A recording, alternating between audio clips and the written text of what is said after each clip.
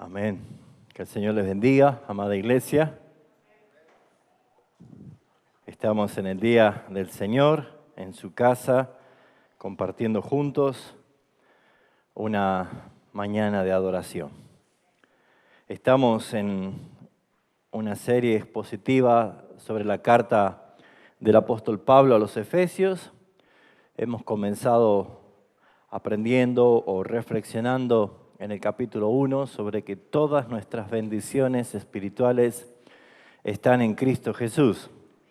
Y en el capítulo 2 hemos estado viendo lo que es ser trasladados de la desgracia a la esperanza, el cambio de condición y cambio de estado. Hoy les invito a que podamos entrar a la palabra del Señor en el capítulo 3 de la carta del apóstol Pablo. Toda esta carta, haciendo un repaso histórico para que nunca nos olvidemos cómo fueron convertidos estos hermanos en Éfeso, ¿sí?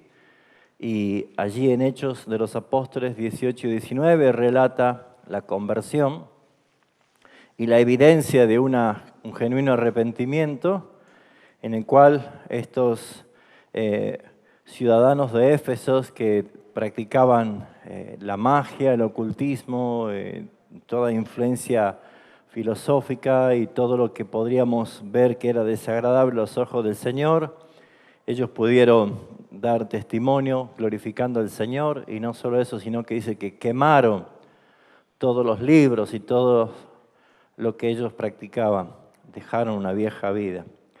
Y una de las cosas que me gusta ver es que en las distintas cartas, Pablo a la iglesia de Corinto le trataba que todavía eran niños, eran carnales, que habían cosas que a lo mejor no podían profundizar más porque todavía eran niños por los pleitos y las cosas que tenían. También en la carta a los hebreos podemos ver que hace referencia de que debiendo ser ya maestros, después de tanto tiempo se comportan como niños y hay que darle leche en vez de alimento sólido. Sin embargo, a la iglesia de Éfeso vemos un nivel de revelación tan importante que demuestra que estos hermanos habían crecido y habían madurado bastante o lo suficiente como para que el apóstol Pablo trajese revelaciones muy fuertes, muy importantes. Y hoy quiero titular este sermón del capítulo 3, la primera parte del capítulo 3, porque vamos a ver del 1 al 13, el misterio revelado y el ministerio encomendado. Ese va a ser el título del sermón de esta mañana, el misterio revelado y el ministerio encomendado. Vamos a tomar lectura del capítulo 3, versículo 1 al 13, y la palabra de Dios dice: por esta causa, yo Pablo, prisionero de Cristo Jesús, por vosotros los gentiles, si es que habéis oído de la administración de la gracia de Dios que me fue dada para con vosotros, que por revelación me fue declarado el misterio, como antes lo he escrito brevemente, leyendo lo cual podéis entender cuál sea mi conocimiento en el misterio de Cristo, misterio que en otras generaciones no se dio a conocer a los hombres, como ahora es revelado a sus santos apóstoles y profetas por el Espíritu, que los gentiles son coherederos y miembros del mismo cuerpo y copartícipes de la promesa en Cristo Jesús por medio del Evangelio, del cual yo fui hecho ministro por el don de la gracia de Dios que me ha sido dado según la operación de su poder. A mí, que soy el más pequeño de todos los santos, me fue dada esta gracia de anunciar entre los gentiles el evangelio de las inescrutables riquezas de Cristo y de aclarar a todos cuál sea la dispensación del misterio escondido desde los siglos en Dios, que creó todas las cosas, para que la multiforme sabiduría de Dios sea ahora dada a conocer por medio de la Iglesia a los principados y potestades en los lugares celestiales, conforme al propósito eterno que hizo en Cristo Jesús nuestro Señor, en quien tenemos seguridad y acceso y confianza por medio de la fe en Él, por lo cual pido que no os desmayéis a causa de mis tribulaciones por vosotros, los cuales son vuestra gloria.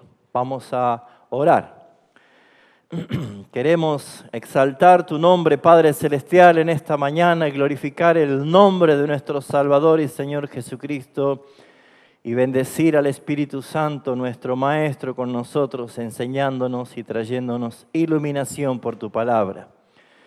Prepara nuestros corazones, Señor, para que tu palabra, que es viva y eficaz, sea plantada y fructificada para tu gloria. Y ayuda al predicador con sabiduría y palabra elocuente, Señor, a transmitir tu verdad conforme a lo que tú quieres decir en tu carta. Bendice a los hermanos que no pueden estar y que tu misericordia y tu providencia esté sobre ellos. En Cristo Jesús. Amén. Amén. Este capítulo 3 es el último capítulo dentro de la carta de los Efesios, que está cargado de un alto voltaje doctrinal. ¿Sí? Capítulo 1, 2 y 3 son muchas doctrinas expuestas y enseñadas. Desde el capítulo 4 en adelante, más bien está mostrando la practicidad de estas doctrinas, la aplicación. Toda la carta del capítulo 1 y 2 está haciendo referencia a una nueva vida. El capítulo 3 y parte del 4 está haciendo referencia a lo que es una nueva sociedad, una nueva nación, un nuevo pueblo. Es algo que no estaba conocido, ahora lo estamos conociendo, es lo que Pablo está transmitiendo. Pero también vemos que al final del capítulo 4 y 5, vemos que comienza Pablo a describir los nuevos valores que tenemos como cristianos, como iglesia, y que debemos vivir y practicar los tales. Y ya la parte del capítulo 6, en la cual nosotros podemos ver que son la enseñanza y la exhortación del apóstol Pablo a tener nuevas relaciones como cristianos en referencia a la nueva vida que hemos recibido. Entonces, este capítulo 3, nosotros podemos ver que Pablo comienza con la palabra o la frase, por esta causa, yo Pablo. Y esa palabra, por esta causa, esa frase es una conexión con lo anterior. Está conectando lo que va a decir ahora con lo que dijo en el capítulo 2 que nosotros hemos podido ver, y está conectando específicamente con la última parte del capítulo 2, donde nosotros vemos que dice el versículo 20, edificados sobre fundamento de los apóstoles y profetas, siendo la principal piedra del ángulo Jesucristo mismo. Está conectando el apóstol Pablo en lo que va a mencionar en este capítulo 3 con la idea de la revelación que solamente Dios le ha dado a los apóstoles y a los profetas. Diciendo esto y recalcando esto, mis hermanos, de que Jesucristo es la piedra angular y que solamente los apóstoles y los profetas recibieron ellos la revelación para transmitir las doctrinas, que es el fundamento donde la iglesia de Cristo se iba a edificar. ¿Sí? ¿Estamos bien? Las doctrinas que han sido reveladas por el Espíritu Santo, por el Señor, a los apóstoles y a los profetas, son el cimiento, los fundamentos. Cristo es la piedra angular, es la base, pero las enseñanzas están allí. Por eso dice, yo Pablo, haciendo referencia, yo soy un apóstol como ellos y estoy por dar una revelación. Y es muy importante, hermanos, entender, porque los apóstoles y los profetas han cesado. Ya no hay apóstoles y profetas actualmente. Cualquiera que diga ser apóstol o cualquiera que diga ser profeta actualmente es un falso apóstol y un falso profeta. La misericordia de Dios me sacó hace unos años ya de esa mentira, de ese engaño. Y por eso es que puedo decir con total convicción de que ya no hay apóstoles y no hay profetas, porque la misma escritura, el apóstol Pablo decía, cuando llegue lo perfecto, todo lo que es en parte acabará. ¿Y qué es lo perfecto? Es la palabra de Dios. Todo lo que Dios tiene que expresar está aquí. No necesitamos más. Por eso dice que las profecías cesarán, las enseñanzas o las revelaciones. Así que cualquier hermano que se presente o que usted sea invitado a escuchar al apóstol tal o a la apóstol tal o al profeta tal o al profeta o a la profetisa tal, hermano, usted tiene que tener la convicción en su corazón de que no hay más apóstoles ni profetas actuales. Los tales son mentirosos. Los tales están engañados, los tales son falsos, porque no hay ninguna otra revelación que pueda venir fuera del canon bíblico. Y si alguien quiere decir algo, tiene que estar hecho y conforme a la palabra del Señor. Pero acá está todo lo que necesitamos saber, porque si alguien dice, va a haber un terremoto, la Biblia ya dice que va a haber un terremoto. Si dice que se van a levantar falsos cristos y falsos maestros de entre vosotros, eso me dice el Señor, pero si ya la Biblia lo dice. O sea, todo lo que necesitamos saber está en la palabra del Señor.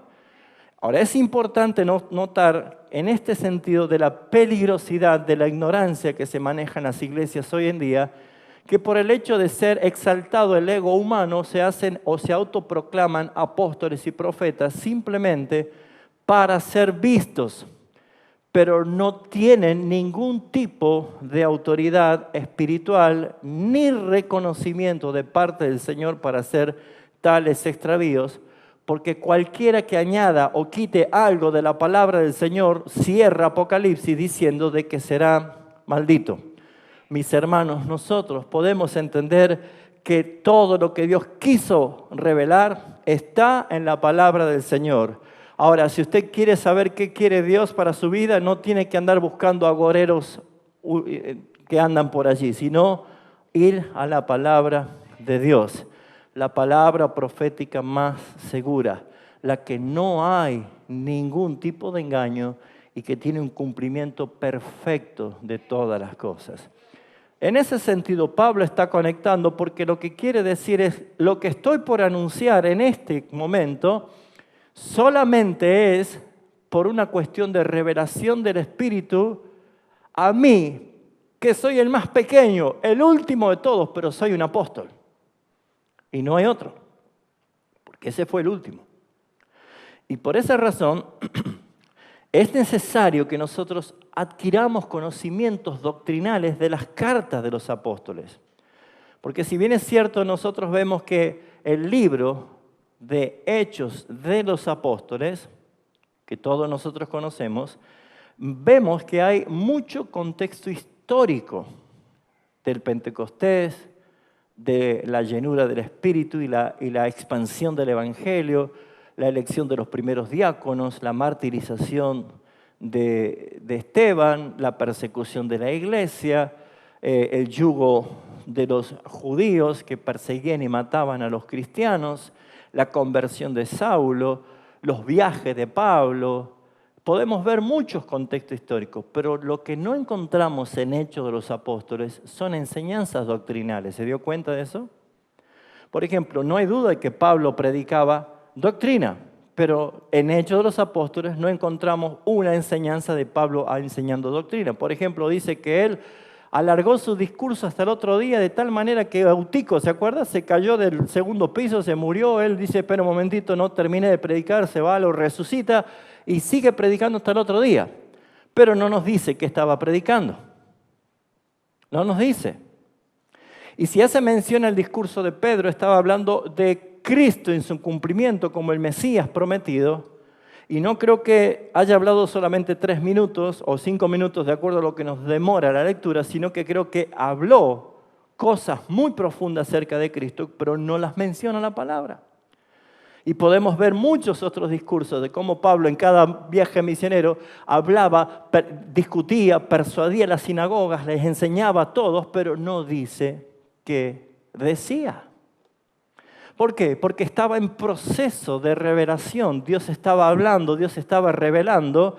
Y las cartas que nosotros tenemos de Pablo, de Pedro, de Juan, de Santiago, de Judas, todas esas cartas que nosotros tenemos, incluyendo Hebreos, son todas las doctrinas que forman parte de la esencia de ese fundamento en que nosotros después de 2000 años estamos contentos de tener esas bases doctrinales y no descuidarnos de que estamos consolidados en ella.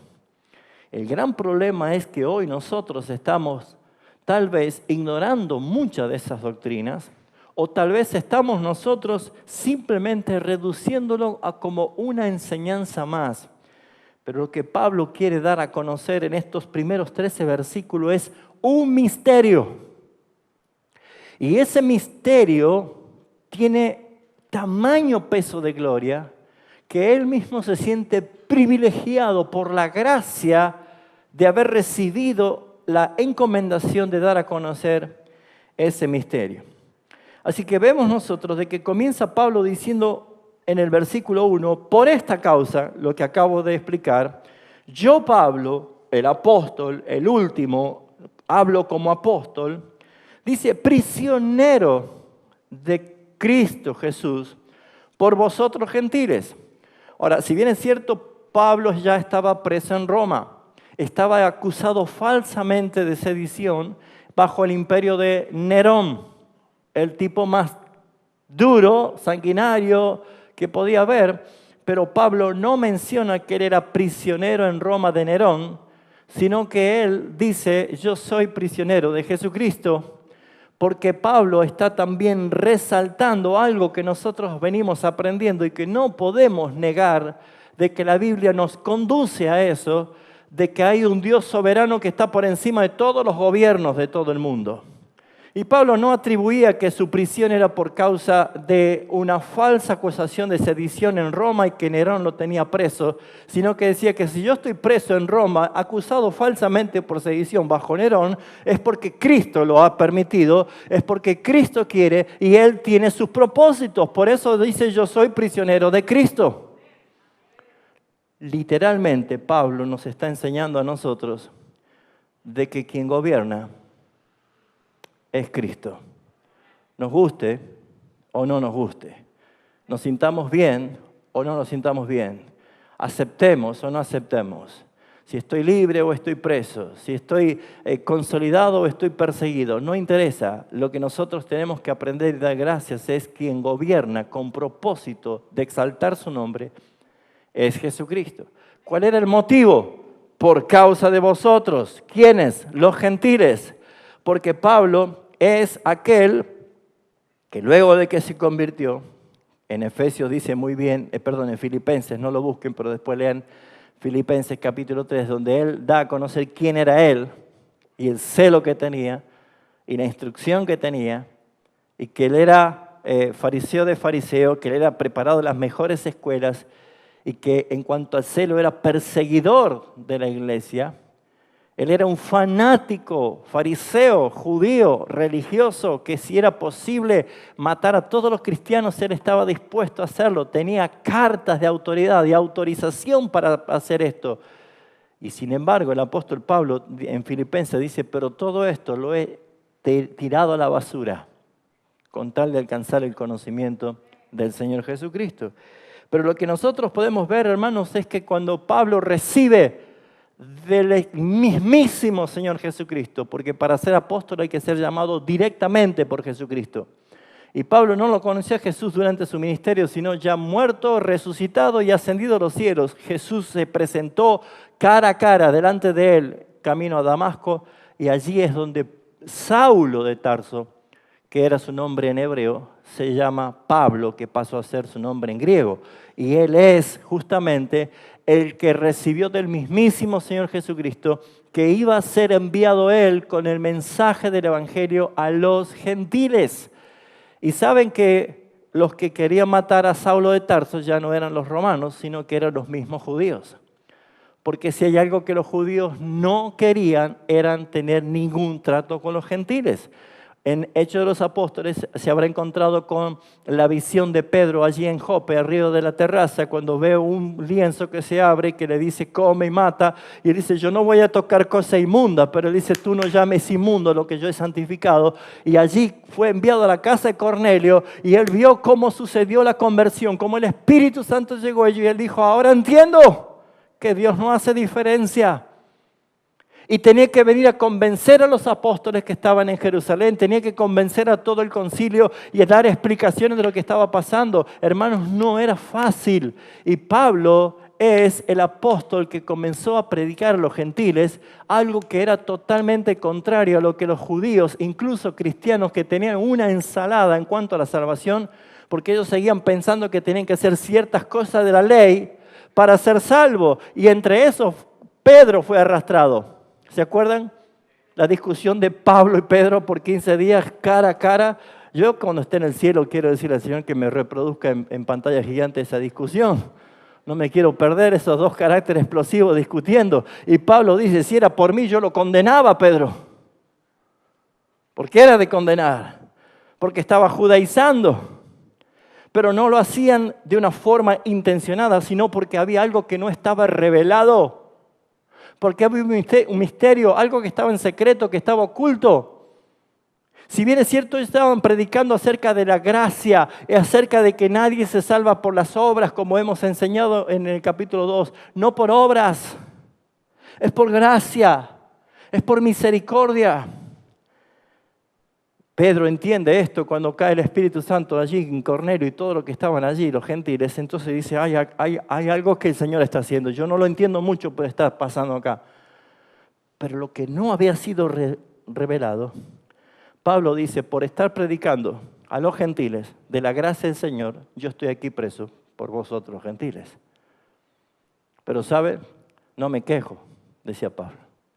Esto es gracia. Para esto me ha enviado el Señor. Pero hay algo que sucede. 3 veces Pablo hace mención a la palabra misterio, en el versículo 3, en el versículo 4 y el versículo 9. Como también vemos nosotros que estos misterios no está relacionado con lo esotérico, con el ocultismo, con lo enigmático, porque para nosotros hablar de misterio es o ver una película de misterio o terror, o algo relacionado con lo enigmático, lo ocultista, lo esotérico.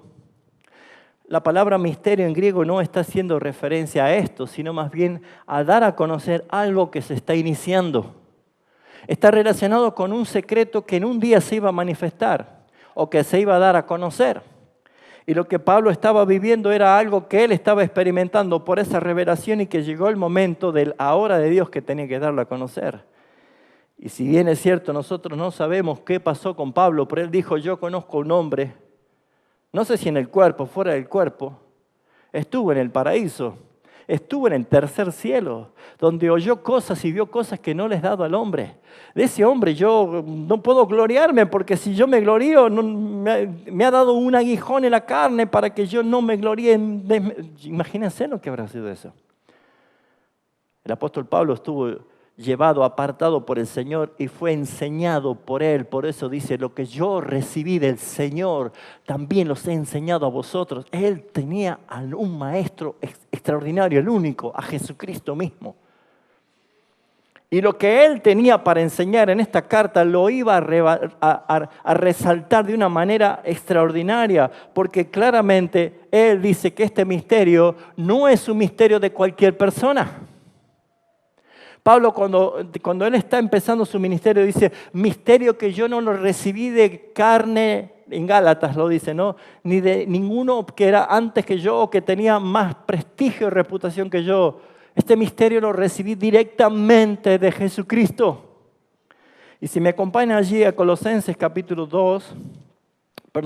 4, Colosenses capítulo 4, dice el versículo 3, orando también al mismo tiempo por nosotros para que el Señor nos abra la puerta para la palabra a fin de dar a conocer el misterio de Cristo, por el cual también estoy preso. O sea, ¿cómo habrá sido? ¿Qué será este misterio que le costaba la libertad a Pablo? Estaba preso. Y vuelvo a decir, Pablo, siendo ciudadano romano, él no iba a estar preso por algo que no tenía que estar preso, pero sí los judíos hacían permanentemente un hincapié y una presión para que sea detenido o para que sea asesinado, porque no toleraban algo. Que este misterio que Pablo tenía que revelar era verdaderamente importante y que traía mucho dolor de cabeza a los judíos, a los gentiles, a las naciones poderosas, en ese caso Roma, y era nada más y nada menos el nacimiento de una nueva nación, de un pueblo poderoso, de una sociedad nueva. ¿Estaban aquí? Amén. Bueno, si agarra sueño, levántase un poquito así. El nacimiento de una nueva sociedad, de una nueva nación, mis hermanos. ¿Por qué los hice despertar? Porque estoy hablando de usted, hermano. Y si usted se duerme en la parte que está por patear el gol y no lo ve el gol, no va a tener que festejar. Así que, mi hermano, un secreto para que no se duerma los domingos a la mañana, duerma temprano los sábados a la noche. ¿Vio qué extraordinaria revelación le acabo de dar? Bueno, porque la casa del Señor no se puede dormir. Y si se duerme se llama irreverencia. Y si usted es irreverente, está pecando. Así que si tiene un problema, póngase de pie, vamos. Póngase de pie. Levántese un poquito. Yo tomo agua. Estire los brazos. ¿Ya está? Bueno, a sentarse. Si alguien se duerme, pellizquelo, tiene mi autorización. Lo extraordinario de este secreto, de este misterio, es que la iglesia de Cristo estaba a punto de hacerse visible a través de lo que hemos visto, que la obra de la cruz de Cristo trajo una separación de lo que nos separaba. No, hizo añicos la pared que separaba. Tiró por tierra toda diferencia. Ya no hay más dos pueblos.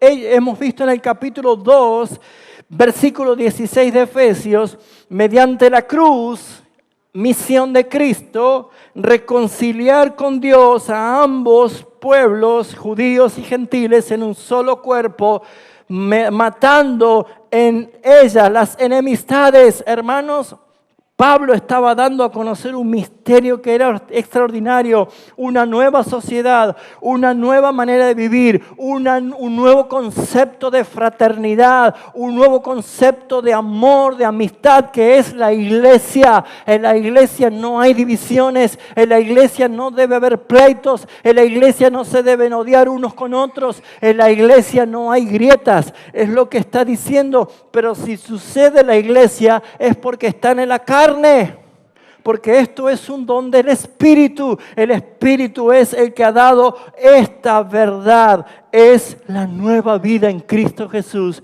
para que seamos uno. Mis amados hermanos, anunció estas buenas nuevas de paz a vosotros que estabais lejos y a los que estabais cerca, porque en medio de Él, los unos y los otros, tenemos entrada por un mismo Padre al Espíritu.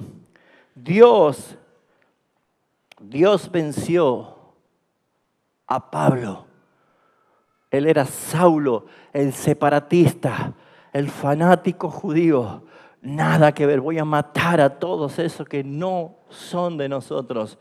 Dios venció a Pablo en su arraigado concepto y prejuicio judío, mis hermanos, en cuanto a los gentiles. Ese fanatismo, ese nacionalismo quedó por tierra. ahora él era perseguido por sus propios, por anunciar este misterio revelado. Tú y yo no teníamos esperanza en este mundo. Tú y yo no teníamos un Dios en este mundo. Estábamos lejos de los pactos. No había herencia para nosotros. Pero fuimos reconciliados con el Señor. Fuimos hechos herederos juntamente con Cristo de todas las cosas. Mis hermanos, qué hermoso es pertenecer a la iglesia de Jesucristo. Qué hermoso es pertenecer al pueblo santo de Dios.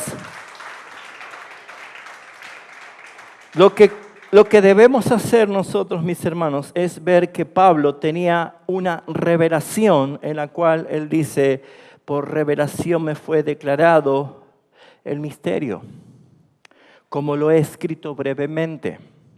Es muy probable, porque no se entiende dónde está esa breve escritura de Pablo. La iglesia de Colosas y la iglesia de Éfeso estaban relativamente cerca y algunos suponen que las cartas que Pablo enviaba a Colosas podían también ser leídas por los hermanos de Éfeso, pero son suposiciones. Algunos también habrán escuchado decir que bueno, en el Mar Muerto se han perdido muchísimos manuscritos y pobre Dios se le terminó rompiendo la Biblia. ¿Escucharon eso? ¿Saben que hay contexto histórico que se perdió una gran cantidad de libros y que pareciera que hay más evangelios y pareciera que hay... Pobre Dios, ¿no? Pobre Dios. ¿Quién habrá sido el irresponsable que perdió los libros o que destruyó los manuscritos? Tan importante, palabra inspirada. Hermanos, la supremacía de Dios, la soberanía de Dios nos enseña que si hay cosas que seguramente Pablo escribió y que no llegaron a nosotros en el canon bíblico, no es necesario para nosotros, sino para ellos. Todo lo que necesita usted saber está en la palabra del Señor. No es suficiente. Si anda buscando nuevas revelaciones, nuevas experiencias, hermanos, van a caer en el engaño. Porque Satanás es el único que se disfraza como ángel de luz y un excelente predicador, utilizando la palabra para hacer decir lo que la palabra de Dios no dice.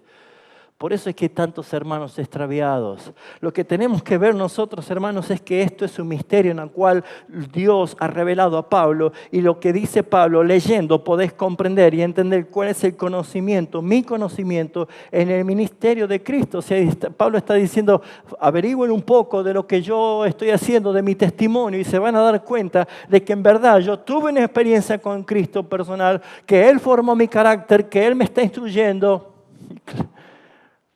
Vaya que no, el apóstol Pablo. Vaya que no. Pero ese misterio que ahora se da a conocer y que antes estaba oculto, es un misterio en el cual necesitamos nosotros ver que es la iglesia. Versículo 6. Que los gentiles, ¿qué quiere decir? ¿Cuál es ese misterio? Que los gentiles, levante la mano los gentiles aquí en esta mañana. A nosotros nos están hablando, ¿no? ¿Sabe qué son gentiles? Los que no son judíos. ¿Hay un judío aquí presente? Sí. ¿Sí? Bien. Los que no son del linaje judío por sangre, nosotros somos gentiles. ¿Sí? Eso es simplemente. Pero nosotros podemos entender que los gentiles son coherederos y miembros del mismo cuerpo y copartícipes de la promesa en Cristo Jesús por medio del Evangelio. ¿Qué es lo que nos unifica a judíos y a gentiles? El Evangelio de Jesucristo, las buenas nuevas de paz, las buenas nuevas de Jesucristo. Por eso, mis hermanos, siga proclamando y siga creyendo y siga viviendo, como dice Romanos capítulo 1, 16, porque no me avergüenzo del Evangelio, porque es poder de Dios para salvación. Hermano, no se avergüence de ser evangélico, no se esconda, no se disfrace. Ser evangélico es ser portador del Evangelio que nos da a nosotros la posibilidad de tener un encuentro con la verdad salvadora de Jesucristo y que ese evangelio esté impregnado de gracia y de misericordia que nos mete de lleno en la familia de Dios, en la ciudadanía celestial, en que nos hace herederos juntamente con Cristo, copartícipes del mismo cuerpo, edificados en el mismo templo como edificio santo de Dios. Hermanos, tenemos tantas cosas para dar gracias, que por eso, mis hermanos, el apóstol Pablo está diciendo, este es el misterio que ha estado oculto. Yo fui hecho ministro por el don de la gracia de Dios que me ha dado según la operación de su poder. Pablo estaba feliz de que él sea el portador de este secreto. Así que lo primero es la revelación divina o el misterio dado a conocer. Y lo segundo es la comisión divina o el ministerio que fue encomendado. Porque Pablo no solamente recibió el misterio. ¿Cuál es el misterio? Es la verdad que estaba revelada en cuanto a esto, de que ya no hay un pueblo en el Antiguo Testamento que fue de allí escogido por el Señor para salvación. Entre judíos Dios tenía escogidos, pero ahora también encontramos que entre gentiles Dios también tenía escogidos. Y de ambos hizo un solo pueblo. Por eso en Efesios capítulo 1, versículo 4 dice, según nos escogió en Él antes de la fundación del mundo, para que fuésemos santos y sin manchas dentro de Él. Amén. No es algo que aconteció ahora, sino es antes de la fundación del mundo. Usted y yo fuimos escogidos antes de la fundación del mundo. Pero es importante porque el ministerio era esencial en la vida revelada de Pablo, que es el Evangelio. Era la verdad proclamada por Pablo. Él dice en el versículo 7, de este evangelio llegué a ser servidor como un regalo de parte de Dios por medio de su gracia. Él se sentía feliz, orgulloso de portar el evangelio. Pregunta, ¿usted se siente feliz, orgulloso de portar el evangelio de Jesucristo? No me responda. Respóndase usted. Porque mucha gente expresa, demuestra, es muy demostrativa de lo que está feliz y de lo que está orgulloso. Yo soy del club que sale campeón. Yo tengo estos colores, esta camiseta. O yo pertenezco a tal partido político. O yo pertenezco a tal, qué sé yo, a tal iglesia. Yo soy de sana doctrina. Ser de sana doctrina no es ser cazadores de herejías, sino es portar con gracia la misión encomendada por el Señor para anunciar las verdades. Simplemente y convencer por medio del Espíritu Santo. Pero mis hermanos, Pablo no podía ocultar la alegría que tenía. ¡Soy evangelista! Párese mañana, el lunes, su trabajo y diga, ¡soy evangelista! Vaya a su colegio, a su facultad y diga, ¡soy evangelista y estoy feliz! Bueno, probablemente termine preso como Pablo, ¿no? Y Pablo estaba ¿cómo? Feliz. Esto es lo mejor que me pudo pasar, es una muestra de la gracia de Dios. Me siento tan feliz. Y dice, yo no merezco esto, porque ¿qué dice el versículo 8? A mí, fíjense, a mí, que soy, menos que el más pequeño de todos los santos. ¿Sabe cómo se llama o qué significa la palabra Pablo? Pablo del griego es Paulus o Paulus. Y justamente la palabra Paulo significa hombre pequeño. Pequeño. De estatura o menor o tal vez más peyorativamente insignificante. Eso significa Pablo. Es derivado del Paulus o Paulo. Nosotros por traducción le decimos Pablo, pero es Paulo o Paulus. Y él dice, yo soy el más pequeño. Según historiadores dice que Pablo era así. un pelado, porque no era calvo, pelado, petizo, feo, porque dice que era feo.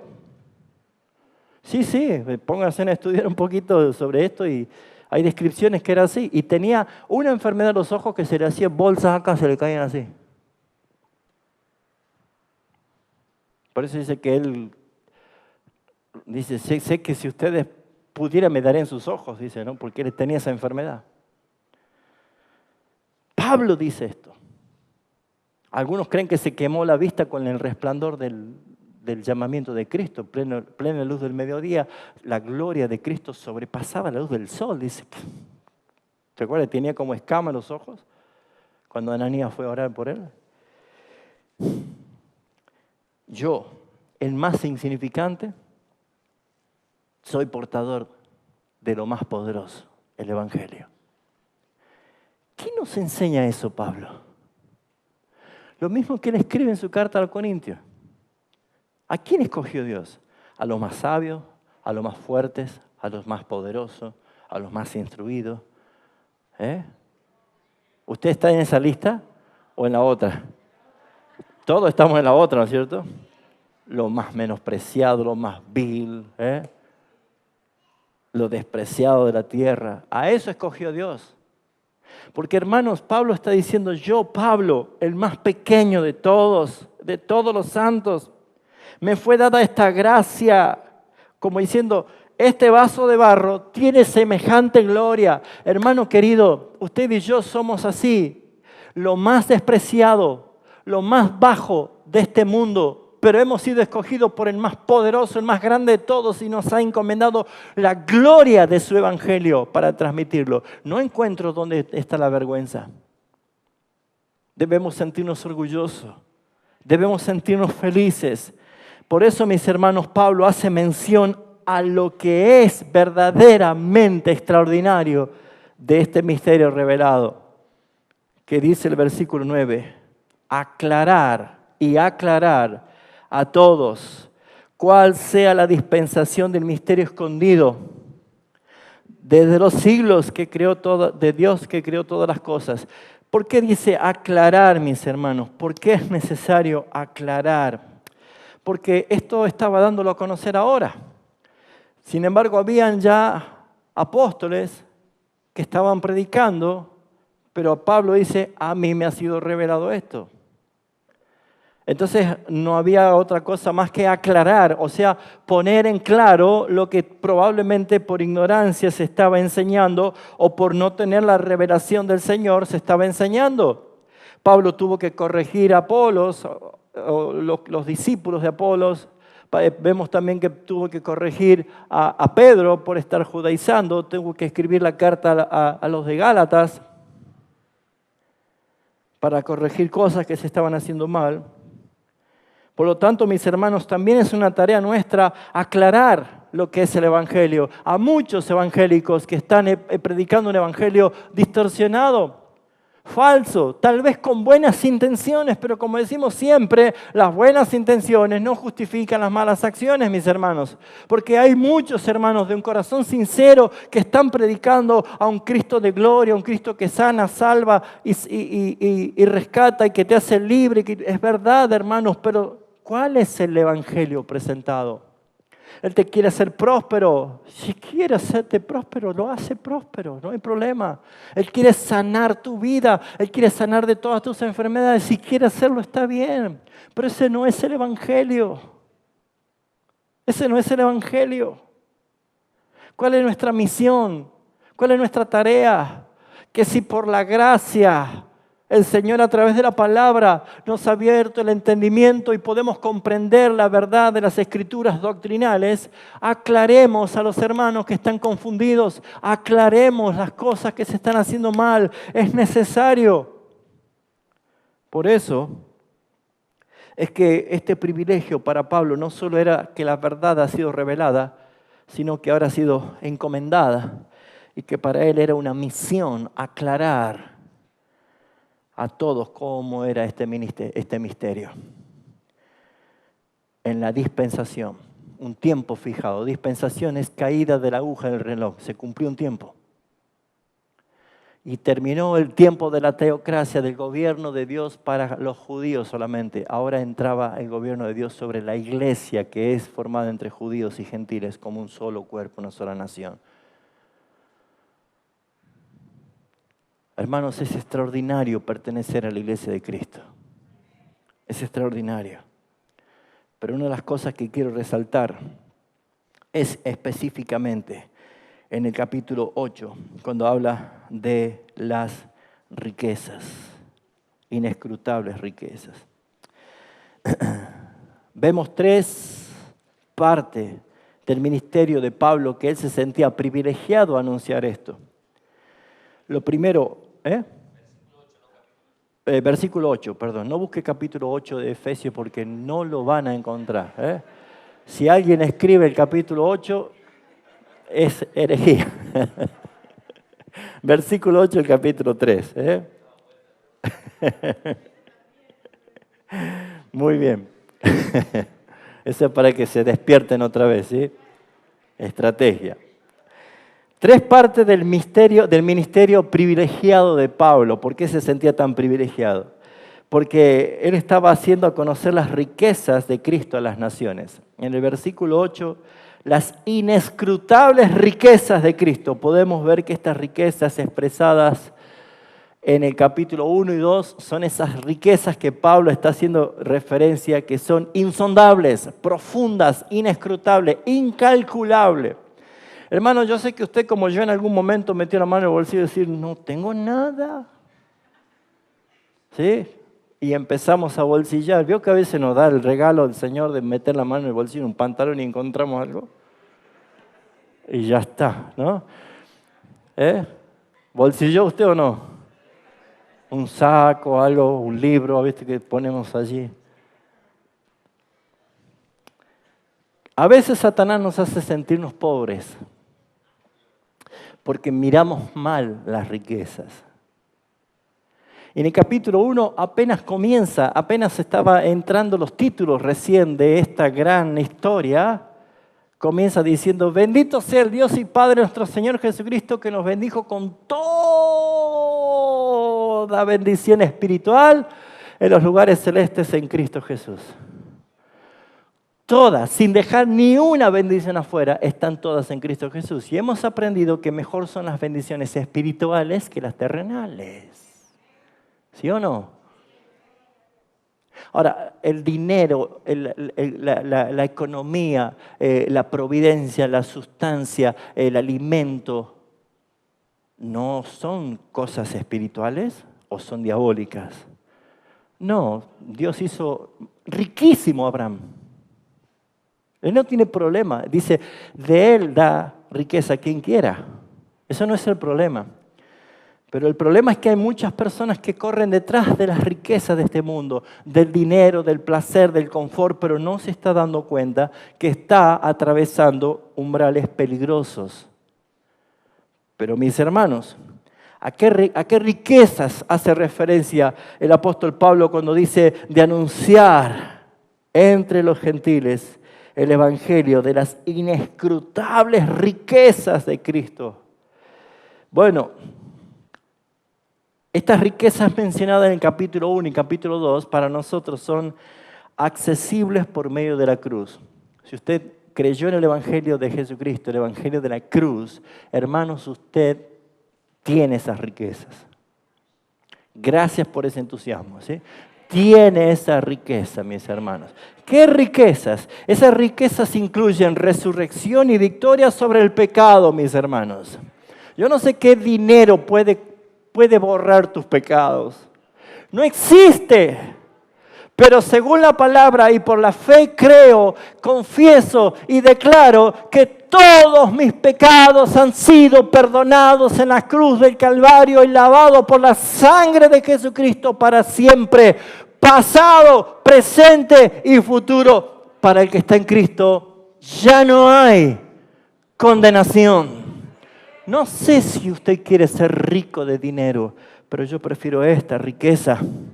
La resurrección prometida en Cristo Jesús y la victoria sobre el pecado. pero encontramos en el capítulo 2 la entronización victoriosa juntamente con Cristo en los lugares celestiales. Versículo 6 del capítulo 2. Y juntamente con Él nos resucitó y asimismo nos hizo sentar en los lugares celestiales con Cristo Jesús. Lugar de autoridad, lugar de gobierno, lugar de preeminencia, lugar de estar por encima de todo, incluso de la cabeza misma de Satanás, como lo dice la palabra. Yo no quiero plata, no quiero dinero sin estas riquezas. ¿Para qué sirve el dinero? ¿Para qué sirve el confort? ¿Usted quiere el evangelio de la prosperidad para qué? ¿Para estar contando y contando sus billetes en desgracia? Pues mis hermanos, déjenme decirle que estas son inescrutables riquezas de Cristo Jesús para con nosotros. La reconciliación con Dios, mis hermanos, es extraordinaria. La incorporación junto a todos los hermanos en Cristo, sea judíos o gentiles salvados, escogidos en una nueva sociedad llamada la iglesia, en una nueva relación llamada familia, con el amor de nuestro Padre Celestial, que es Dios mismo, mis hermanos. Es el fin de la hostilidad y es el comienzo de la paz entre ambos pueblos, entre todos los redimidos. Hermanos, váyase a cualquier parte del mundo y encuentre a un cristiano y pareciera que se conocen de años. Porque eso no lo hace la cultura, lo hace el Espíritu de Dios que está en nosotros. De ambos pueblos. El acceso al Padre a través de Cristo y por medio del Espíritu Santo la membresía de su reino y de la gran familia espiritual para ser parte integrante de la morada de Cristo en la tierra como el templo del Dios viviente. Las mayores riquezas todavía faltan que se manifiesten, que serán dadas cuando Cristo venga en gloria trayéndonos toda nuestra herencia. Hermanos, no sé qué es lo que usted piensa, pero el Evangelio que porta la iglesia es el misterio revelado, en la cual no debes avergonzarte, debes proclamarlo, debes sentirte feliz, gozoso de este privilegio. Hermanos, somos ricos, a pesar de que no tengo una moneda. Muy rico. Amén. ¿No ven las aves? ¿Le ha faltado alimento?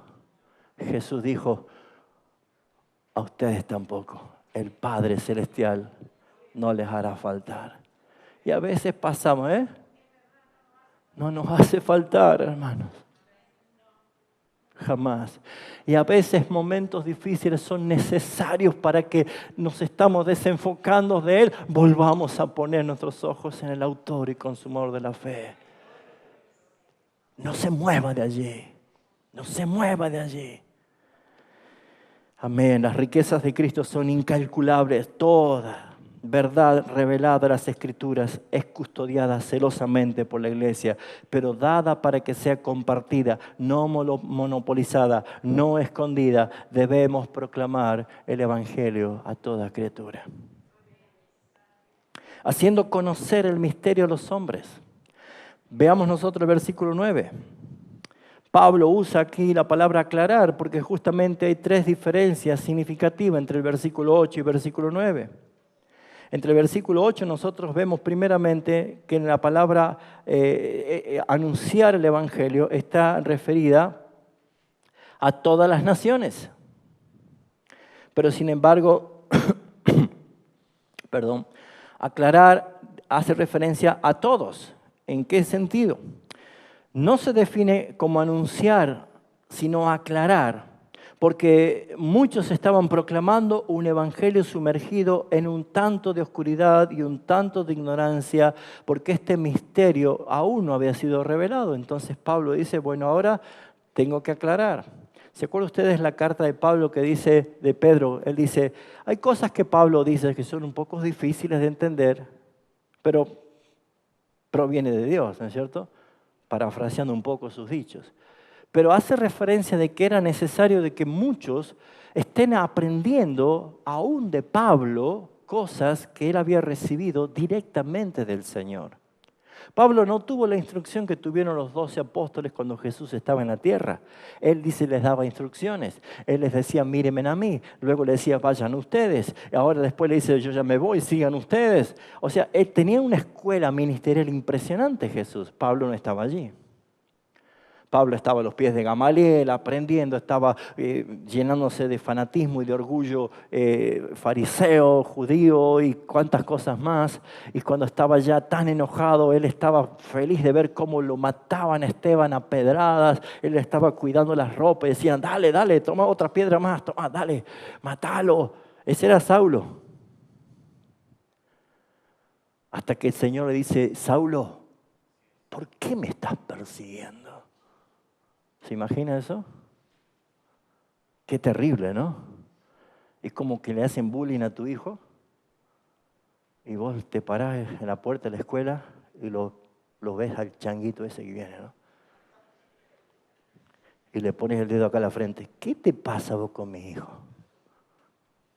¿Sí o no?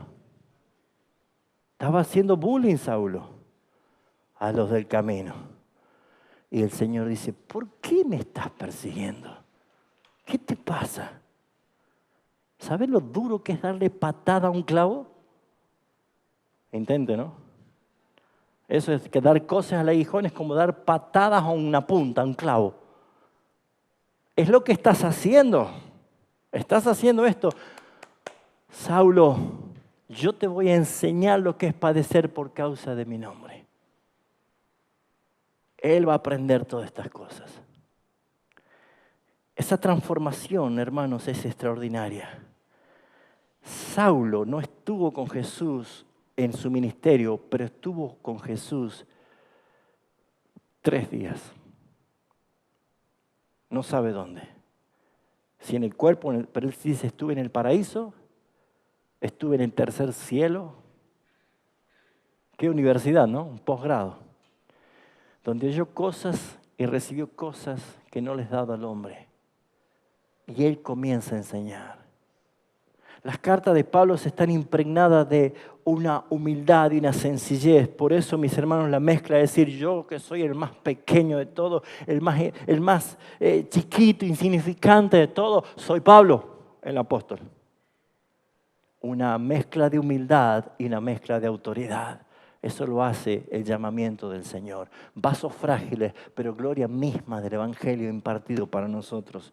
Por eso, mis hermanos, es que vemos claramente que el versículo 8 se presenta como las incalculables riquezas, pero el versículo 9 habla de la realización de un plan de parte de Dios, el cual Dios creó todas las cosas. Ese misterio estaba preparado por Dios, estaba escondido y ahora es revelado.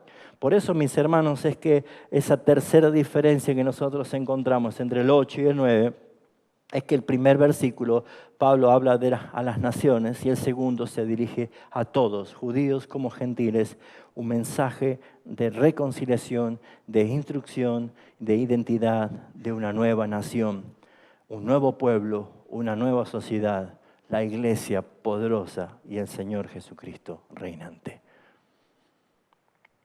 Haciendo conocer la sabiduría de Dios a quienes, versículo 10, ya voy terminando, sé que estoy un poquito extendido, para que la multiforme sabiduría de Dios sea ahora dada a conocer por medio de la iglesia. Levante la mano la iglesia. Por medio de nosotros tenemos que dar a conocer la multiforme sabiduría de Dios. ¿A quiénes? ¿Principados y potestades en los lugares celestiales? ¿What? ¿Qué es esto? ¿A quién identifica como principados y potestades la Biblia? El mismo capítulo 6 de Efesios, cuando habla de la armadura de Dios, está haciendo referencia contra quién nuestra lucha. Versículo 12, porque no tenemos lucha contra carne y sangre, sino contra principados, contra potestades, contra los gobernadores de las tinieblas de este siglo, contra huestes espirituales de maldad de las regiones celestes. O sea que nosotros nuestro comportamiento, nuestro testimonio, el poder y las riquezas que hemos recibido por gracia y la sabiduría de Dios que tenemos es para mostrar a todas fuerzas espirituales de la gloria de Dios. Ángeles, demonios, poderes de las tinieblas observan, se sorprenden, admiran y conocen el propósito de Dios a través de la iglesia. Jesús no murió para redimir ángeles, sino a pecadores. Y el máximo milagro es la conversión y la transformación de uno que estaba muerto en sus delitos y pecados y ahora es heredero de la gracia divina del Señor. Aunque usted no pueda ver demonios, ellos sí nos ven. Aunque usted no pueda ver ángeles, ellos sí lo ven. Nos ven. Y actúan, y están. Y hermanos, esa forma parte de una de las doctrinas, angelología y demonología, que sería bueno también algún día poder tocarla, pero hay una actividad espiritual invisible a nuestros ojos que permanentemente se está manifestando. Rápidamente, Primera de Pedro capítulo 1, versículo 12, hace referencia de la iglesia en el impacto que causa aún sobre los ángeles. Primera de Pedro capítulo 1, versículo 12, haciendo referencia al Evangelio, dice: a esto se les reveló, no por sí mismos, sino para nosotros, administraban las cosas que ahora son anunciadas por los que os se predicando el Evangelio por el Espíritu Santo enviado del cielo, cosas que los ángeles anhelan mirar. Para ellos esto es algo extraordinario. Es una observación. Las fuerzas espirituales angelicales e incluso demoníacas saben cuando alguien es portador de la vida de Cristo. Por supuesto que saben. Los demonios que estaban en los hijos de Seba dicen: sabemos quién es Pablo y sabemos lo que predica, pero ustedes quiénes son. ¿Se acuerdan del endemoniado este? Claramente nosotros somos vistos, observados y aprendidos. Capítulo 3 de 1 de Pedro, versículo 22. Quien habiendo subido al cielo está a la diestra de Dios y a Él están sujetos ángeles, autoridades y potestades. ¿Y saben quién tiene esa autoridad delegada? La iglesia. Qué chiquito nos hace sentir Satanás cuando miente, ¿no? Hermano, es hora de dejar de escuchar la mentira de Satanás y escuchar las afirmaciones contundentes de la palabra de Dios, de quiénes somos nosotros en esta tierra. Pueblo santo, real sacerdocio, un ejército del Dios Todopoderoso. No somos menos que nadie, éramos menos que todos, pero Él nos hizo hijos del Rey y somos herederos juntamente con Cristo. La iglesia es poderosa.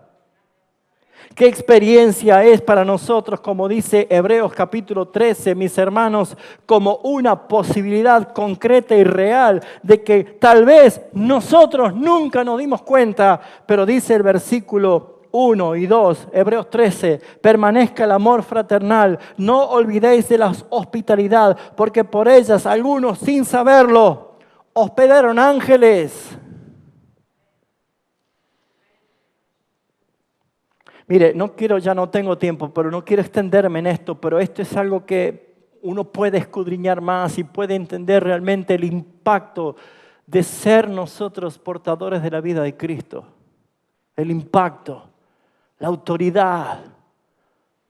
Anoche, mi hermano, estuve enseñando a los jóvenes dones espirituales. Está en la página, vean, escuchen.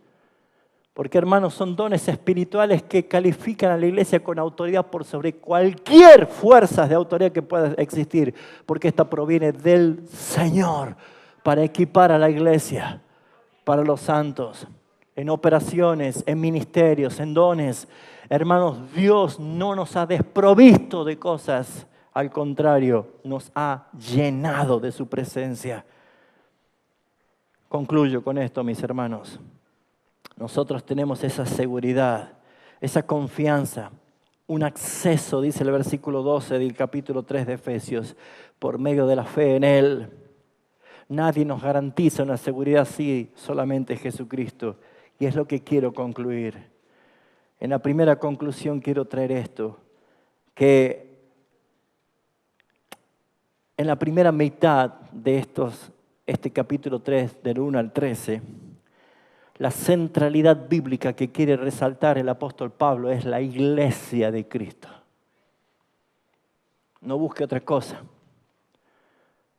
Y permítame la exagerada expresión, pero es como que Pablo se babea con esta revelación diciendo que este es lo más extraordinario que Dios ha dado a conocer. Es la iglesia. Escúchese y escuche las voces de los que no entienden esta verdad. En esa iglesia no hay amor. Son todos hipócritas. En esa iglesia, yo no sé hasta cuándo voy a estar en la iglesia. Si Dios no abandonó su iglesia a pesar de nuestras ofensas, sino que la ama, la perdona, la adiestra, la limpia, la levanta cada vez que se cae, la instruye, la exhorta, la disciplina, pero no la abandona. ¿Por qué quieres abandonar la iglesia? El que abandona la iglesia es porque no ha tropezado con este misterio revelado. Y mis hermanos, yo mismo me detesto cuando hago cosas que ofenden a Dios y ofenden a la iglesia. Pero saben, hermanos, Dios no ha terminado todavía en mí. Lo mismo contigo, porque el que comenzó la obra la va a perfeccionar.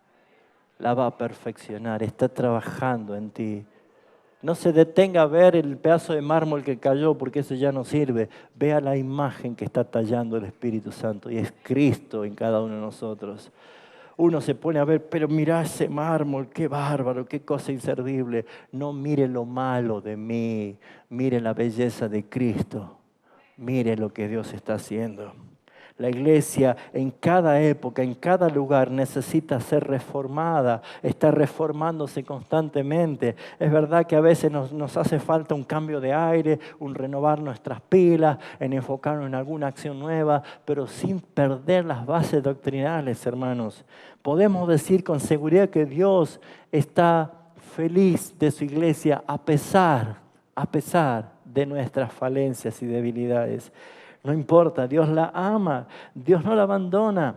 Hermanos, la iglesia es central en la historia, la centralidad. La historia da un testimonio glorioso. Saben, hermanos, si por ahí está aburrido y no sabe qué hacer y no se vaya a sumergirse en series de Netflix, agarre y tiene en YouTube cantidad de testimonios de historias de la Biblia, los mártires, la conexión histórica de los relatos históricos y va a decir, gloriosa es la iglesia de Cristo a la cual pertenezco. GES no es un eslabón. GES forma parte de una cadena histórica como todas las iglesias locales formamos una parte de un todo, mis hermanos. La iglesia es central en la historia, la iglesia es central en el Evangelio porque la iglesia aporta el Evangelio, la verdad de Cristo, el baluarte de la verdad. La iglesia necesita volver a estar en el lugar de preeminencia en una sociedad oscura. Somos luz. La iglesia es central para la vida cristiana, porque acá somos formados, instruidos, disciplinados, corregidos, somos moldeados por el Espíritu Santo. Cada palabra, cada exhortación, cada mensaje, cada estudio bíblico es la formación de un mejor hombre, una mejor mujer para la gloria de Dios. Amén.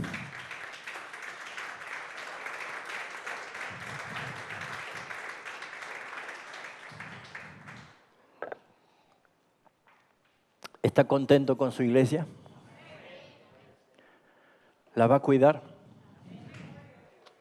La iglesia de Cristo es preciosa. Imagínense cuando seamos perfectos. Amén. No sé cuánto tiempo prediqué hoy, tomé el error de no mirar el horario. ¿Bastante? ¿Se cansó? ¿Quiere que empiece de nuevo?